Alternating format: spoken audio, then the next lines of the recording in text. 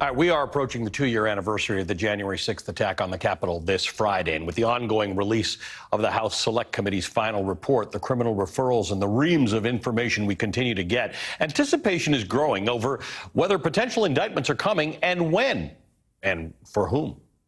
Last week on this program, this is how committee member and Democratic Congressman Jamie Raskin described the potential prosecution of the ex-president, Donald Trump. He knew the crowd was armed and dangerous. He said, take down the mags. These were his people. They weren't going to hurt him. He unleashed the crowd to go and fight like hell and said that when fraud is involved, there are very different rules that are allowed and so on. I mean, it's just an open and shut case from my perspective. And I hear from public defenders all the time saying they have had hundreds of clients go to jail on far less evidence than exists against Donald Trump. Is he right? And will the special prosecutor and the attorney general agree with Jamie Raskin? To help answer that question, I'm joined now by the former New York deputy attorney general and former federal prosecutor Danya Perry, who co-authored a report for Brookings last year that outlined the evidence presented in the January 6th hearings against Trump and his associates and the criminal laws applicable to their actions. Danya, good to see you. Thank you for being with us. Put it to you straight up. Do you think that either the Attorney General Merrick Garland or the Special Prosecutor Jack Smith or the two of them together are going to take up a case against Donald Trump? Well, they're certainly actively investigating it. There's no question about that. And I think Representative Raskin is absolutely right from his perspective as well as from mine. And I think from anybody who paid close attention to the hearings and read the materials, it is an open and shut case, certainly for indictment. And I think there was a mountain of evidence that was presented that would support most of the violations that the committee is referring to the Department of Justice. I think the insurrection referral is maybe a little aggressive, although highly symbolic. But I think there's more than enough that was presented. I think it's anybody's guess then what Special Counsel Jack Smith does with it, and ultimately, of course, the Attorney General. But I think this certainly has put a lot of pressure on them to take it very seriously. Of course, the events themselves should have put that pressure on them. But here we are now, as you say, coming up on 2 years, and the clock is ticking, and the evidence is in, not just before the Select Committee, of course, but we know that there are at least 2 grand juries working overtime to hear their own evidence. So I think decisions will be made early in 2023, and we'll see from there. Then we've got, if indictments do follow, then we're in unprecedented and uncharted waters, and trial schedule and motion practice and all hell probably breaking loose. Yeah, and indictments are indictments, and then there's, as we know, Donald Trump's and his lawyers' ability to slow walk everything.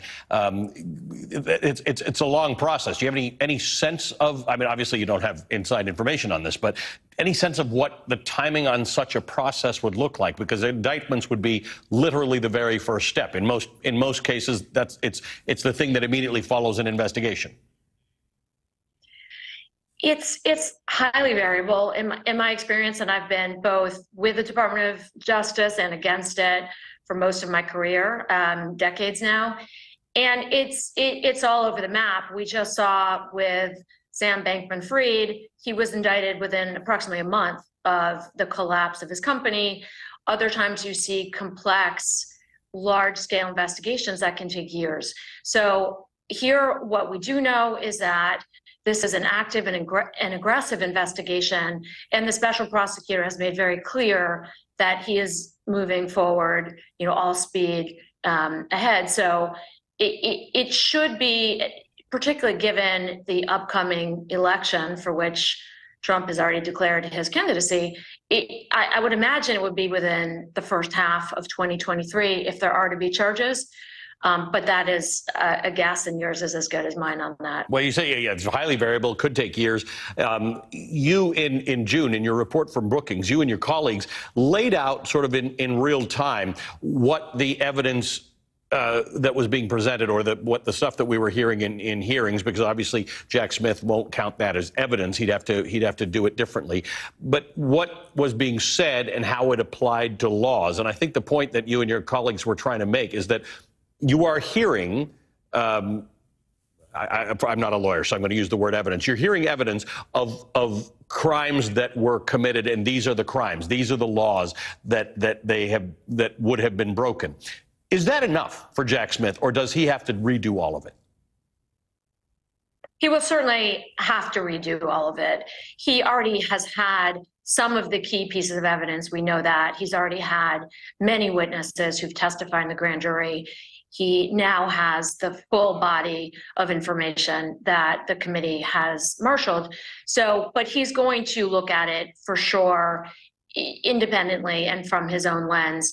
The select committee, as Representative Raskin said, they have a perspective, but it is a bit of a one-sided perspective by design. I mean, in this case, the Republicans chose not to put those on the committee who might have had different points of view, who might have pushed witnesses or cross-examined them more. So that is what the special counsel is going to do. He is going to kick the tires and test the evidence. He's going to look at stuff that maybe is not as helpful to the case, as well as on the stuff that is. Danya, thanks very much for your report. Thanks very much for that report that you put out that sort of gave us so much information in real time about what was going on in front of us. Danya Perry. All right, still to come, Donald Trump.